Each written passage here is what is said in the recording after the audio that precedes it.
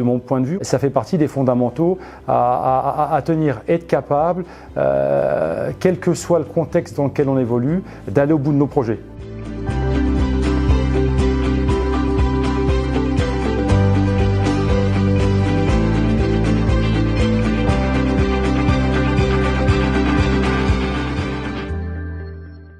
Je m'appelle Olivier Alou, j'ai 47 ans et je suis DG Finance et Informatique du groupe Fareva. Le groupe Fareva est un groupe d'origine ardéchoise et un groupe familial implanté dans 13 pays au travers de 39 usines. Et notre spécialité, c'est la sous-traitance industrielle sur les marchés cosmétiques et pharmaceutiques.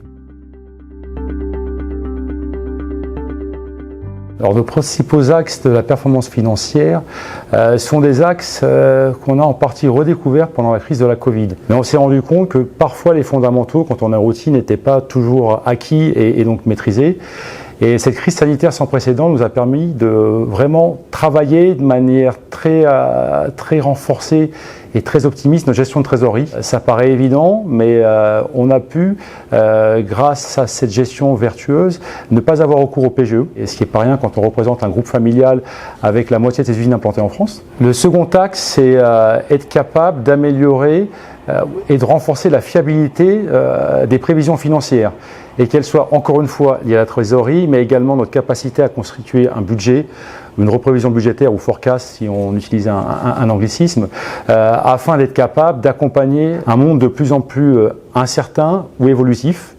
Donc encore une fois, être capable de construire de manière percutante ces informations financières et ces prévisions.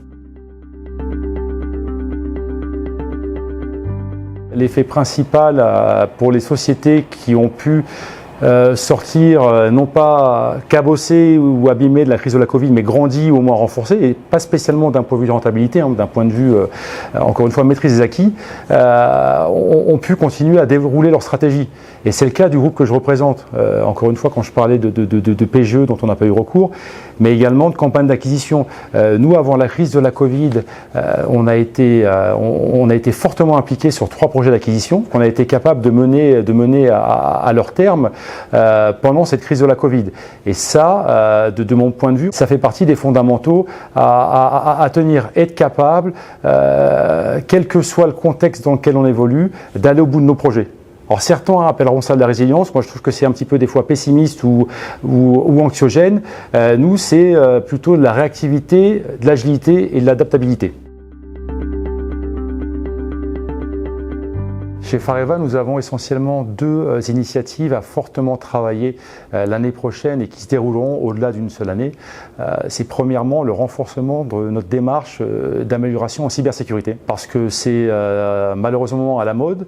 Le groupe, encore une fois, dont je suis responsable finance et informatique, l'a vécu. On a pu en sortir sans trop de difficultés et sans trop de dommages, parce que j'avais des équipes très fortement mobilisées. Mais il ne demeure pas moins que maintenant, il faut travailler au-delà des équipes avec les outils qui vont bien pour amener plus d'impact à mes équipes. Et le deuxième axe sera plutôt un axe qu'on retrouve sur la plupart des sociétés qui traitent beaucoup de flux et beaucoup de volume, et la dématérialisation de l'ensemble des flux, pour apporter non pas uniquement un payback, mais aussi un confort et un peu plus de hauteur à mes équipes. La démarche a déjà été amorcée dès 2019 de mettre en place des outils sur une partie de nos filiales, sachant qu'on a 39 usines et au-delà des usines, une dizaine de filiales qui sont ou des holdings ou des sociétés un peu moins opérationnelles. Donc cette démarche a été amorcée en implantant sur certaines usines françaises Baseware ou d'autres outils tels que Quibi. Et donc nous allons continuer petit à petit à implémenter là où ça permettra d'optimiser, donc de réduire les traitements manuels au fur et à mesure sur 2022 cette démarche. Quant à la démarche cybersécurité, elle avait été fortement amorcée ou entamée il y a déjà quelques années, et les événements récents, que ce soit propres à notre groupe et également qu'on peut voir au travers de nos clients, fournisseurs et puis même de l'évolution de ces attaques au quotidien, a fait que nous avons priorisé ce type et de dépenses, que ce soit des dépenses opérationnelles ou le CAPEX, dès le début de l'année 2020, et ça continuera autant que de besoin.